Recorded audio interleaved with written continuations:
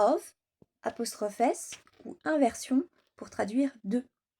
Partagez cette vidéo si vous connaissez quelqu'un qui a du mal avec l'anglais. Alors déjà, je parle bien du de, des, e, et pas du nombre 2. Et ensuite, il y a d'autres façons de traduire de, mais je me suis restreinte à 4 façons parce que c'est déjà beaucoup. La première, le from. From, il veut dire de quand il indique la provenance de quelque chose, l'origine de quelque chose. Je viens d'Australie, I come from Australia. C'est bien mon origine, ma provenance. Et c'est pas forcément pour les nationalités, enfin que pour les nationalités. Ça peut être aussi je rentre du travail. I'm going back from work. D'un point A à un point B, from to. Et ça marche aussi avec le temps. Quand on dit de tel jour à tel jour. From Monday to Friday. Ça peut être aussi une provenance un peu imagée, comme par exemple quand on donne un cadeau, ça vient de moi, ce cadeau est de moi, this present is from me. Ensuite, le apostrophe S. Celui-ci, il traduit l'appartenance, le téléphone de Marie, le frère de Paul. Même si on ne peut pas dire que le frère, il appartient à Paul, mais vous voyez ce que je veux dire.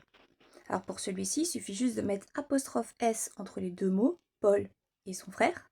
Mais attention, c'est inversé par rapport au français. Donc en français, on dit le frère de Paul. Et bien en anglais, on va dire Paul's brother. Et on met rien entre le petit s et le brother. On ne met pas de the ou je sais pas quoi. Non, non, non. Paul's brother. On ne met pas non plus de the devant.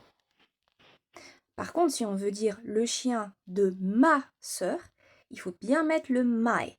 My sister's dog. Parce que sinon, on ne sait pas de quelle sœur on parle.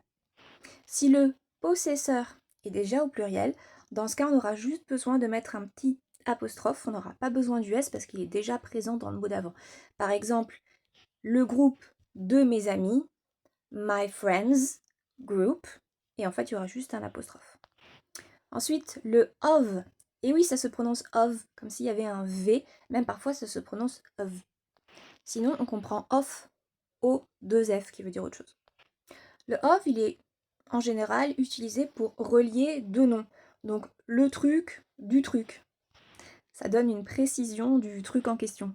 Ça marche avec les contenants. Par exemple, une tasse de thé, a cup of tea.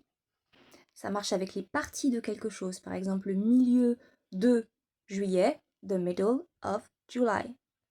On sent que si on ne met pas le of quelque chose, il manque un indice.